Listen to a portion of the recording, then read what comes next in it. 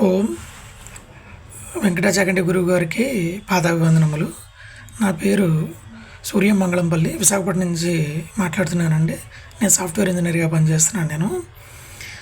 నాకు 2 ప్రశ్నలు ఉన్నాయి. ఒకటి ఏంటంటే రామాయణం మీద. రామరావణ యుద్ధం జరుగుతుందని చెప్పి ప్రపంచం అంతా తెలుసు. అలాంటప్పుడు భరత శత్రుఘ్నులు ఎందుకు వచ్చి రాముడితో కలవలేదు యుద్ధం సమయంలో? అదొక ప్రశ్న ఉంది నాకు. ఓం నమస్తే. నేను doctor Venkata Chaganti, president, university of applied Vedic sciences. Suryam Mangalampalli గారి మొదటి ప్రశ్న విన్నారు కదండి. రామాయణము ప్రపంచమంతా తెలిసింది అంటే రామరావణ యుద్ధం జరగబోతోందని. మరి భరత శత్రుఘ్నులు వచ్చి ఎందుకు సహాయపడలేదు? ఇది వారి ప్రశ్న. మొట్టమొదటి అండి, రామరావణ యుద్ధం జరగబోతోందని ప్రపంచానికి తెలియదండి. వీళ్ళు ఈ వానర ముఖంతా కూడా నలుదిక్కులుగా వెళ్ళి కనుక్కొని వచ్చే సమయానికి ఆ 3 దిక్కుల్లోనూ ఎవరికి ఏం కనిపించకపోయేటప్పుడు వాళ్ళు తిరిగి వచ్చారు. కానీ దక్షిణ దిక్కు వెళ్ళిన హనుమంతుడు, జాంబవంతుడు, అంగదుడు వీళ్ళందరూ కూడా అక్కడ సీతమ్మ వారు ఉన్నారని కనుక్కొని వచ్చి చెప్పారు. వచ్చి చెప్పేదాకా కూడా రాముడికి కూడా తెలియదు. సో వచ్చి చెప్పారు. చెప్పిన తర్వాత నెక్స్ట్ మూమెంట్ యుద్ధానికి సన్నద్ధం చేశారు. అదే రాత్రి ముహూర్తం పెట్టేశాడు ఆయన. ఏమని? బయలుదేరదామని. సో ఇప్పుడు బయలుదేరేటప్పుడు రాముడు భరత శత్రుఘ్నులకి ఆయన మెసేజ్ పంపించాలి. ఆయన పంపించకుండా సుగ్రీవుడు పంపించడు, హనుమంతుడు వెళ్ళడు, జాంబవంతుడు వెళ్ళడు, అంగదుడు వెళ్ళడు, ఎవరూ వెళ్ళరు. ఎందుకంటే రాముడు ఆజ్ఞ తీసుకొని వెళ్ళాలి. ఎక్కడికైనా వెళ్ళాలంటే రాముడు చెప్పాడు, ఇలా మనం వెళ్ళేటప్పుడు సముద్ర తీరానికి వెళ్ళేటప్పుడు విలేజెస్లోంచి వెళ్ళొద్దు, పల్లెల్లోంచి వెళ్ళొద్దు, పట్టణాల్లోంచి వెళ్ళొద్దు, అడవి మార్గం కూడా వెళ్ళాలి, ఏవి నాశనం చేయకుండా వెళ్ళాలి అని ఇన్స్ట్రక్షన్స్ క్లియర్గా చెప్పాడు. అంటే రాముడు తనకి కావాలి సహాయం అంటే అడిగేవాడు. అంత దాకా ఎందుకు? రాముడు అరణ్యవాసం మొదలుపెట్టిన తర్వాత అడవిలో అనేక మంది రాక్షసులను చంపాడు. చంపినప్పుడు రాముడు సహాయం కావాలంటే అప్పుడే అడిగేవాడు కదా. పైగా రాముడు సహాయం కోరకపోగా ఇది భరతుడు రాజ్యము, భరతుడు ఏలుతున్న రాజ్యము, ఆయన సైనికుల్లో మేము ఒకళ్ళము, కాబట్టి భరతుడి రాజ్యానికి ఎటువంటి మచ్చ రాకూడదు, ఆయన పాలన ధర్మంగా జరుగుతుంది, మీరు అన్యాయం చేస్తున్నారంటూ రాక్షసులను తురిమాడు. సో రాముడు తన శక్తి తనకు తెలుసు, తను చేయగలుగుతాడు. అంతేకాకుండా వానర సైన్యం ఎంత పెద్ద సైన్యం, 1,000,000 అని చెప్పి రాశారు వాల్మీకి రామాయణం. మరి అది బహుసైన్యం అనొచ్చు దానికి, కానీ 1,000,000 అని చెప్పారు. సో అంతమంది సైనికుల్ని తీసుకొని రాముడు బయలుదేరాడు. రాముడు తన శక్తి తనకు తెలుసు. లక్ష్మణుడు ఉన్నాడు పక్కన, సుగ్రీవుడు ఉన్నాడు పక్కన, అంగదుడు ఉన్నాడు, జాంబవంతుడు ఉన్నాడు, అనేక మంది యోధులు ఉన్నారు అందులో. అలాంటప్పుడు రాముడు భరతుడి దగ్గరికి తీసుకువెళ్ళి రమ్మని చెప్పి అడగడు. పైగా రాముడు ఒక్కడే, రాముడు లక్ష్మణులు ఇద్దరే కలిసి రావణాసురుడిని దండయాత్ర చేయొచ్చు కూడా. కానీ సుగ్రీవుడు మాటిచ్చాడు, నేను నా సైన్యంతో సహా వస్తాను అని చెప్పి. ఈ మాట ప్రకారం ఆయన వచ్చాడు. సో అలా జరిగింది తప్పితే భరత శత్రుఘ్నులకి తెలిసి వాళ్ళు రాకపోవడం అంటూ ఏం లేదు. రామాయణం అనే సీరియల్ మనకి రామానంద సాగర్ గారి వచ్చింది. అందులో మటుకు హనుమంతుడు వెళ్ళినప్పుడు ఆ సంజీవిని తీసుకొచ్చేటప్పుడు భరతుడు ఆయన్ని కొట్టి కింద పడేసేసి ఆ తర్వాత ఆయన చెప్పటము, అయ్యో నేను వస్తానంటాము, హనుమంతుడు వద్దనటము, ఇవన్నీ ఏవో జరిగినాయని చూపిస్తున్నాడు. అది కల్పితం. అది ఏదో ఎవరో రామాయణం రాసుకున్నారు కావాలని. ఎప్పుడన్నా ఒక హీరోకి ఇంకాస్త పేరు రావాలనడానికి అలా రాస్తూ ఉంటారు అన్నమాట. తప్పది. వాల్మీకి రామాయణం సత్యరామాయణం కాబట్టి దాన్ని మనం తీసుకుంటే అందులో ఎట్టి పరిస్థితుల్లోనూ భరత శత్రుఘ్నులకు తెలియదండి. తెలిసి ఉండుంటే వాళ్ళు ఊరుకుంటారా? వాళ్ళు వెంటనే వచ్చారు. సో తెలియదండి. అందుకని మనము ఆ విషయంలో చింతించవలదు. రాముడికి అపార శక్తివంతుడు రాముడు తన శక్తి తెలుసు. అడవిలో ఉండగా 14,000 మంది రాక్షసుల్ని 1 గంటలో ఆయన తురిమేశాడు. ఒక రోజులో అనుకున్నా కానీ 1 గంటలో అని చెప్తున్నారు. సో ఇది విశేషం అన్నమాట. సో అందుకని మనము రామాయణం గురించి, భరత శత్రుఘ్నుల గురించి ఏమాత్రం అనుమానం పెట్టుకోవద్దు. ఆ తర్వాత చాలా జరిగినాయి కాబట్టి మనం వాల్మీకి ఏం రాశాడో అదే మనం తీసుకుందాం. అదండి సూర్యం గారు. ఇప్పుడు మీ 2వ ప్రశ్నకు వెళ్దాం. తర్వాత లౌకికం. ఇప్పుడు ఈ సాఫ్ట్వేర్ ఇండస్ట్రీ కావచ్చు, ఏ ఇండస్ట్రీ అయినా కావచ్చు, చాలా లే ఆఫ్లు అవి అవుతూ ఉంటాయి. ఉద్యోగంలో స్థిరత్వం తక్కువగా ఉంటూ ఉంటుంది. ఇలాంటి వాళ్ళకి వేదం సూచించినట్టుగా ఏదైనా మనకి రెమెడీ కానీ, లేకపోతే ఈ మంత్రం చాంట్ చేస్తే ఆ, బాగుంటుందని కానీ ఏదైనా మీరు సూచనలు ఇవ్వగలరా? ఆ మధ్యన ఒక చిరంజీవి ఎవరో మిమ్మల్ని అడగడం జరిగింది మేధ గురించి, తర్వాత డబ్బులు ఎలా సంపాదించాలనే దాని గురించి చక్కగా వివరించారు. ఆ పద్ధతిలో ఏదైనా ఉద్యోగంలో స్థిరత్వం గురించి చాలామంది సోదరులు ఆ, ఇలా ఈ ప్రశ్న గురించి ఎదురు చూస్తున్నారని నేను అనుకుంటున్నాను. ఇలా ఏమైనా మనకి శాస్త్రరీత్యా ఉందా? దయచేసి చెప్పగలుగుతాను. కొన్ని సంవత్సరాల నుంచి నేను మీ వీడియోలు అవి ఫాలో అవుతున్నాను. నేను ఎంతో ఎంతో జ్ఞానాన్ని మీరు అందిస్తున్నారు ప్రజలకి. చాలా సంతోషం. ఇలాంటి సాంగత్యం, ఇలాంటి యూట్యూబ్ ఛానల్ నాకు తెలియడం అనేది నా పూర్వజన్మ సుకృతం.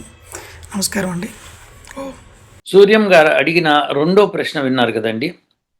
వారు అడుగుతున్నది ఏంటంటే, ఇప్పుడు జాబ్ సెక్యూరిటీ ఎట్లా, దానికి ఏమైనా మంత్రం ఉందా? ఇదివరకు కొన్ని ప్రశ్నలకు సమాధానం ఇచ్చినట్టుగా దీనికి కూడా ఏమైనా మంత్రం ఉందా, ఏమైనా తంత్రం ఉందా, అలాంటిది ఏమైనా ఉందా అని వారు ప్రశ్న అడుగుతున్నారు. సూర్యం గారు, మీరు నా ఛానల్ చూస్తున్నందుకు ధన్యవాదాలు మొట్టమొదట. రెండోది ఏంటంటే, మీరు అడిగిన ప్రశ్న సమాధానము చాలా సులువైన సమాధానం అండి. ప్రపంచంలో మనకి కష్టాలు అనేవి వస్తూనే ఉంటాయి. ఇందాకే మీరు రాముడి గురించి మాట్లాడారు. ఆయన రాజ్యానికి రేపు పొద్దున రాజు అవుతాడనగా రాత్రికి రాత్రి ఆయన అడవికి పంపించారు. అంటే ఏమిటి? రేపు తెల్లవారితే ఆయన కింగ్, ఇక ఆ తర్వాత ఆయన నిర్ణయాలు తీసుకోవచ్చు. అలాంటిది కైక వరంతో అలా వెళ్ళవలసి వచ్చింది. పోనీ అడవికి వెళ్ళి పోనీ ప్రశాంతంగా ఉన్నాడా? లేదు. ఋషులు మునులు ఆయన వేడుకున్నారు, ఈ రాక్షసుల బాధ నుంచి విడిపించవయ్యా అని. వెంటనే ఆయన రంగంలోకి దిగి మొత్తం రాక్షస మోకని ఇటు గుజరాత్ నుంచి ఇటు వెస్ట్ బెంగాల్ దాకా ఆ మధ్యప్రదేశం అంతా, భారతదేశంలో ఆ మధ్యప్రదేశం అంతా క్లీన్ స్వీప్ చేశాడు. ఎక్కడా ఒక రాక్షసును వదిలిపెట్టలేదు. దక్షిణానికి వచ్చిన తర్వాత ఆయన అక్కడ భద్రాచలం దగ్గర లేకపోతే నాసిక్ దగ్గర ఎక్కడైతే అక్కడ ఆయన ఉన్నప్పుడు ఈ శూర్పణఖ రావటం, ఆమె సీతను చంపుతానంటం, తర్వాత ఆయన ముక్కు చెవులు కోసి పంపించటం, ఆ తర్వాత కరదూషణాదులు వచ్చారు, 14,000 మంది సైనికులు, వాళ్ళందరినీ క్లీన్ స్వీప్ చేశాడు. సో ఆయనకి ఏం కష్టాలండి ఇవన్నీ. అయింది. తర్వాత సీతను ఎత్తుకుపోయాడు రావణాసుడు మాయా లేడితో, అదొక కష్టం వచ్చింది, పెద్ద కష్టం వచ్చింది. అక్కడి నుంచి మళ్ళీ వస్తూ వస్తూ ఆ కబంధుణ్ణి చేతులు నరికేయడం, అతన్ని విముక్తుణ్ణి చేయటం, తర్వాత వచ్చి సుగ్రీవుడి దగ్గరికి రావటము, ఈ మధ్యలో అక్కడ శబరిని కలవటం, ఇవన్నీ జరిగినాయి. సో సుగ్రీవుడి దగ్గరికి వచ్చి సుగ్రీవుడిని కలిసి స్నేహం చేసి సుగ్రీవుడికి పట్టాభిషేకం చేయడానికి ప్రయత్నం చేసి వాలిని చంపి తార నుంచి నానా తిట్లు తిని అసలు ఎంత గందరగోళమో, అంత కష్టంలో కూడా తన భార్యను ఎవరిని ఎత్తుకుపోయారని తెలిసి కూడా తను ఇతరులకి సహాయం చేయటము, వాళ్ళ నుంచి సహాయం పొందటము, ఇవన్నీ మనం చూసాం. సో ఆ కష్టాల ముందు మన కష్టాలే కాదు అసలు. అయినను కానీ మరి ఏమైనా రెమెడీ ఉందా? సామాన్యులం మనము, రాముడంత గొప్పవాళ్ళం కాదు, ఇలా మాట్లాడుకుంటూ వస్తాం.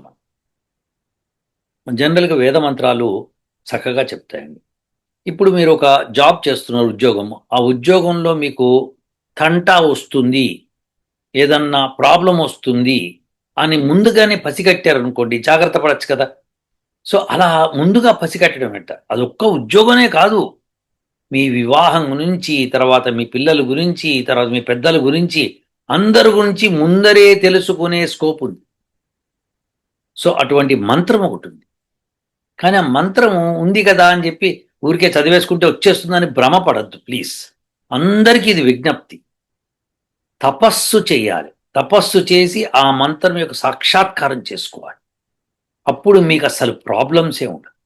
ఆ మంత్రం ఏదో నేను ఇప్పుడు చూపిస్తాను, చూడండి. ఇది ఈ మంత్రము యజుర్వేదము 34:4, అంటే 34వ అధ్యాయము 4వ మంత్రం. దేవత మనః. సో మనస్సు. ఋషి శివ సంకల్ప. శివ సంకల్పం. ఓం ఏనేదం భూతం భువానం భవిష్యత్ పరిగృహీతమృతేన సర్వం ఏన యజ్ఞస్థాయతే సప్తహోతా తన్మే మనః శివ సంకల్పమస్తు. ఇక్కడ శివ సంకల్పమస్తు మనం తెలుగులో చదువుతాము, కానీ ఇది దేవనాగరి భాషలో శివ సంకల్పమస్తు కక్క గగ్గ అనమాట. శివ సంకల్పమస్తు. ఇది ఈ మంత్రంలో ఏదైతే ఇదం ఈ మనస్సు నాది ఉందో, భూతం భూతకాలం, భువనం వర్తమాన కాలం, భవిష్యత్ కాలం, పరిగృహీతం అంటే అన్ని వేపుల నుంచి గ్రహిస్తుంది, సర్వము గ్రహిస్తుంది. అమృతేనా అది అమృతం. సర్వం ఏనా యజ్ఞ తాయతే. సప్తహోతలు, 2 ముక్కు నాసికాపుటాలు, 2 కళ్ళు, 2 చెవులు, 1 నోరు, ఈ సప్తహోతలు. తత్మే మనః అటువంటి మనసు ఏదైతే నాది ఉందో అది శివ సంకల్పము కలది అవుగాక. అంటే శుభ సంకల్పం కలుగు అంటే శుభము కలుగుగాక. అదే మంచి ఆలోచించాలి, చెడు ఆలోచించకూడదని చెప్తాం. అయితే ఈ మంత్రం ఎప్పుడు చదవాలి, ఎందుకు చదవాలి, దీని పూర్తి అర్థం ఏంటి అంటే భవిష్యత్తులో జరగబోయేది కూడా ఈ మంత్రంతో తెలుస్తుంది. హింట్ వచ్చేస్తూ ఉంటుంది అన్నమాట. 100% మీకు హింట్ వస్తుంది. ఈ మంత్రాన్ని జపం చేసే పద్ధతి ఏమిటి అంటే రోజు రాత్రి పడుకునే ముందర ఈ మంత్రాన్ని చదువుకొని పడుకోవాలి. సో కలలో కూడా మీరు తప్పు చేయరు. ఎప్పుడైతే మీరు కలలో కూడా తప్పు చెయ్యరో, తప్పుగా ఆలోచించరో, తప్పు జరగదో, డే టైంలో కూడా తప్పు చేయకుండా ఉంటారు, మెలకువతో ఉంటారు, అప్పుడు మీరు శ్రేష్టమైన మనసు కలిగి ఉంటారు. ఆ మనసు ఎంత పవిత్రంగా ఉంటుందంటే దానికి దివ్య దృష్టి వస్తుంది, జరగబోయే తెలిసిపోతుంది. సో మీకు ఉద్యోగంలో కష్టాలు రాబోతే తెలిసిపోతుంది, మీరు దాని నుంచి మీరు అవాయిడ్ చేసుకునే మార్గం కూడా చూపిస్తుంది. సో ఆ మార్గాన్ని పట్టుకొని మీరు వెళ్ళవచ్చు. అంతేకాదు మీకు యాక్సిడెంట్ అవుతుందేమో అన్నది కూడా తెలిసిపోతుంది, అవాయిడ్ చేసేస్తారు, జరిగిపోతుంది ఆటోమేటిక్.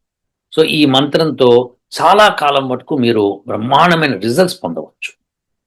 లేదండి నాకు మరి ఎప్పుడన్నా పట్టు తప్పితే పోతుంది, గుర్తుపెట్టుకో. ఇది పట్టుకొని ఉండాలి ఇది ఈ మంత్రాన్ని. సో పగలు జపం చేయకూడదా, పొద్దున్నే లేచి జపం చేయకూడదా, ఇలాంటి ప్రశ్నలు కూడా వస్తాయి. చేయొచ్చండి, కానీ రాత్రి పడుకునే ముందరైతేనే ఇది బెస్ట్ టైం. ఇంకా ఆ తర్వాత మీరు ఎవరితోనూ మాట్లాడకూడదు, నో ఫోన్, నథింగ్, అన్ని బంద్ అయిపోయినాయి, నేను పడుకుంటున్నాను అనుకున్నప్పుడు జపం చేసి పడుకోవాలి. ఎన్నిసార్లు చేయాలండి జపం? ఎన్నిసార్లు చేయగలిగితే అన్నిసార్లు. ఎందుకంటే మీకు ఎంత ఫాస్ట్గా రావాలనుకుంటున్నారో అది మీ చేతుల్లో. మంత్రం తప్పు చదవకండి, అర్థంతో సహా చదవండి. సో అంటే ఈ మనసు ఏదైతే ఉందో అది భూత భవిష్యత్ వర్తమాన కాలాల్ని పరిగృహీతం అన్ని వేపుల నుంచి గ్రహిస్తుంది, అన్ని రకాలుగా గ్రహిస్తుంది. అంటే స్పేస్ టైం 2 కలిపేస్తుంది అనమాట. తెలియని ప్లేస్ అంటూ ఉండదు, తెలియని టైం అంటూ ఉండదు, అది పరిగృహీతం అంటే. సో అలా తెలుసుకున్నప్పుడు ఇంకా మీ పవర్ ఎట్లుంటుందో ఊహించండి. మరి నాకు రేపు తెలుస్తుంది అంటే తెలుస్తుంది, అంతవరకే. ఏమి చేయాలో యోచించుకోవాల్సిన బాధ్యత మీది. అంతేకాని విపరీతం బలం వచ్చేస్తుంది, శక్తి వచ్చేస్తుంది, దూకేయచ్చు, ఇంత పొడుగైపోతాను, ఇటువంటివన్నీ ఉండవు. ఇది కేవలం మీకు భూత భవిష్యత్ వర్తమాన కాలాల గురించి చెప్తుంది. సో ఆ జ్ఞానం మీకు ఇస్తుంది. సో మీరు గ్రహించవచ్చు, మీకు సెన్స్ వచ్చేస్తుంది అనమాట జరగబోయేది. ఆ సెన్స్తోనే మీరు చెప్పగలుగుతారు. ఎవరన్నా సరే మంచి ఈ మంత్రం మీద పట్టొచ్చిన వాళ్ళు, దాన్ని దర్శించిన వాళ్ళు ఏదైనా జరగబోతుందంటే వివరంగా చెప్తారు. వాళ్ళు ఇలా జరగబోతోంది, అది వాళ్ళకి ఆ పట్టు వస్తుంది. మీరు కూడా ఈ పట్టు సాధించవచ్చు. ఎవరన్నా సరే ఈ మంత్రాన్ని కనుక చక్కగా ఆ స్క్రీన్ మీద ఉంటుంది, రాసుకోండి. మీరు కావాలంటే ఆ అండర్లైన్లో గీతలు పై పెట్టకుండా మీరు జస్ట్ రాసుకోండి. ఏకశృతిలో అంటే మీరు ఒకే శృతిలో చదువుకోవచ్చు, మీరు అంటే ఒకే స్వరంతో పెట్టుకుని చదువుకోవచ్చు, తప్పేం లేదు. ఓకే, కరెక్ట్గా స్వరంతోనే పాఠం చేయాలని రూల్ లేదు, ఏది జపం చేసిన తప్పు. అని చేస్తే మంచిది, చేయకపోయినా పర్వాలేదు. అంటే అదేంటంటే చేయకపోయినా పర్వాలేదు, చేస్తే మంచిది అంటున్నానంటే చేస్తే కనుక మీకు అది అవగాహన అవుతుంది, ఎందుకు అలా చదువుతున్నాం. అదే అలా లేకుండా చదువుతూ మంత్రం ఫలిస్తుంది. మంత్రం ఎట్లానా ఫలిస్తుంది. సో స్వరం లేకుండా మనస్సులో చదువుకోవాలి, మనస్సులోనే చదవాలి. నాలుక కూడా కదలకూడదు, అంత నిష్ఠగా కూర్చోవాలి, పిచ్చి వేషాలు వేయకూడదు, శుచిగా ఉండాలి. అంటే ఎవరన్నా భర్త భార్య కలిసి స్నానం చేయకుండా వచ్చి ఆ మంత్రాలు చదువుకో. సో వాళ్ళు శుభ్రంగా స్నానం చేసి చదువు. సో అందుకని రాత్రి పడుకునే పోయే ముందు, ఎందుకంటే పడుకునేటప్పుడు మైండ్, మనసు చూసారా, అది రెస్ట్ తీసుకోదు, కళల్ని సృష్టిస్తుంది. ఆ కళల్ని ఎలా సృష్టిస్తుందని సిక్స్త్ సెన్స్ వస్తుంది అనమాట. జరగబోయే విషయాన్ని మీ కళ్ళలో చెప్పేస్తుంటుంది, ఇలా జరుగుతుంది, జరగచ్చు, ఛాన్స్ ఉంది అని చెప్తుంది. సో ఏది పడితే, ఏ దరిద్రం పడితే ఆ దరిద్రం ఊహించకండి. శివ సంకల్పం వస్తూ అన్నారు కాబట్టి మంచి సంకల్పమే కలిగి ఉండాలి. అలా అలా నేర్చుకోండి. మీరు ఎంత పవిత్రమవుతుంటే అంత ఫాస్ట్గా మీకు విషయాలు తెలుస్తాయి. దాంతో ఏదో లాటరీ టికెట్ కొనొచ్చు, లాటరీ టికెట్ తెలిసిపోతే ఇలా ఉండదు. శివ సంకల్పం వస్తూ, సో శుభానికి ఏదైతే మీకు శుభం కావాలో అటువంటి విషయాలు చెప్తుంది. మీ గురించి, మీ భవిష్యత్తు గురించి ఏం జరగబోతోందో తెలిసిపోతూ ఉంటుందన్నమాట. చాలా జాగ్రత్తగా ఉండాలి. ఇంకొకటి, ఎక్కడన్నా ఉద్యోగం చేసేటప్పుడు కొద్దిగా నోరు అదుపులో పెట్టుకొని చేయాలి. ఫోన్లో ఎవడో మాట్లాడతాడు, మీ ఖాళీగా మాట్లాడతాడు, అంటే మీతో కలిసి పనిచేసేవాడు. బాస్ ఎదురుగుండా కూర్చొని మాట్లాడుతుంటాడు. ఏమయ్యా సూర్యం, ఇట్లా ఏంటి బాస్ నేను ఇట్లా అన్నట్టు కదా ఏంటి అంటే, మీకు తెలియకుండా 2 మాటలు ఫోన్లో అనేసారనుకోండి, పక్కన బాస్కి వినిపిస్తాడు.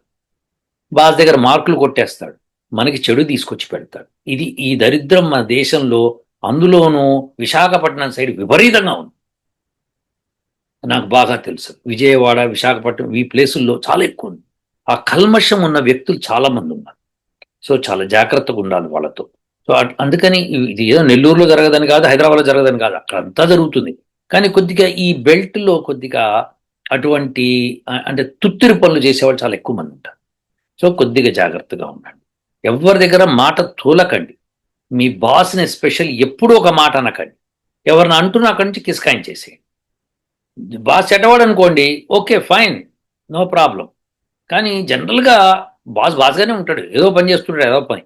సో మీరు భరించుకుంటూ వెళ్ళిపోతూ ఉండటమే. జాగ్రత్త చూసుకోవడం, మిమ్మల్ని మీరు కాపాడుకోవాలి. ఈ తెలివితేటన్నా ఉండాలి.